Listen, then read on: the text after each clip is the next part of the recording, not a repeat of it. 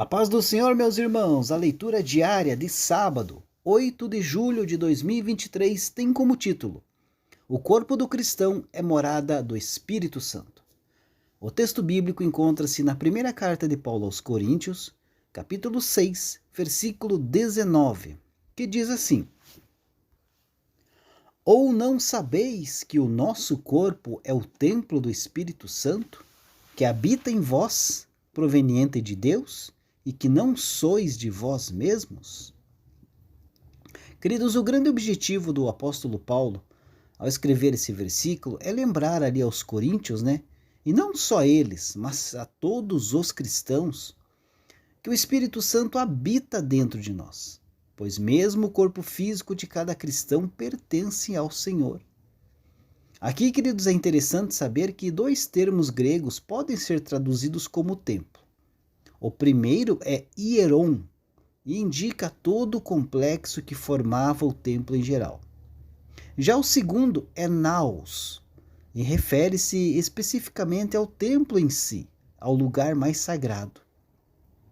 No templo de Jerusalém, esse termo indicava o local, onde ficava o lugar santo e o lugar santíssimo, que para os judeus era onde Deus habitava com seu povo.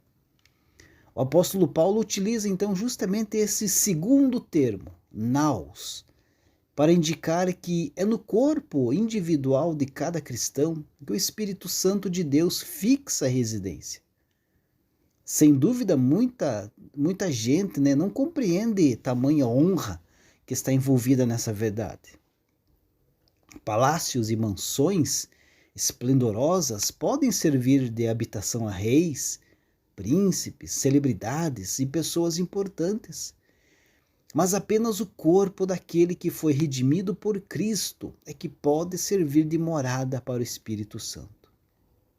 Deus se agrada de habitar no verdadeiro cristão por causa da presença santificadora do Espírito Santo, que faz com que o corpo daquele que nasceu de novo seja verdadeiramente um templo que recebe a presença divina. William Hendriksen, em seu comentário expositivo de 1 Coríntios, diz que nós não somos os donos de nosso próprio corpo, porque Deus nos criou, Jesus nos redimiu e o Espírito Santo faz sua habitação dentro de nós.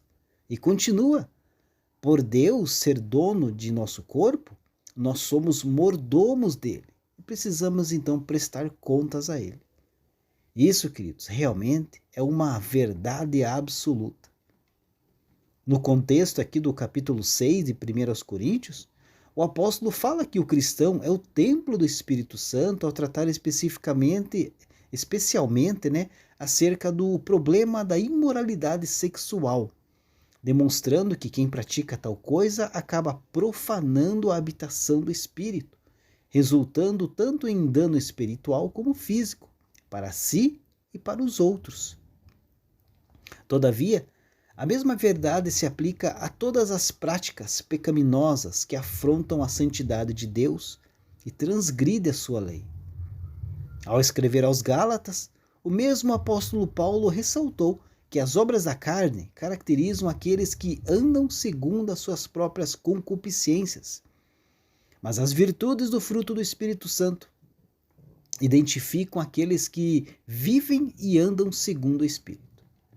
Portanto, queridos, aquele que é verdadeiramente templo do Espírito Santo, naturalmente será cada vez mais parecido com Cristo, moldado segundo a ação do Espírito de Deus, vivendo em contínua santificação, até que chegará aí o grande dia em que a habitação divina no cristão alcançará sua mais perfeita e plena expressão, quando ele reinará com Deus por toda a eternidade, nos novos céus e nova terra. Deus abençoe a sua vida e um ótimo final de semana a todos.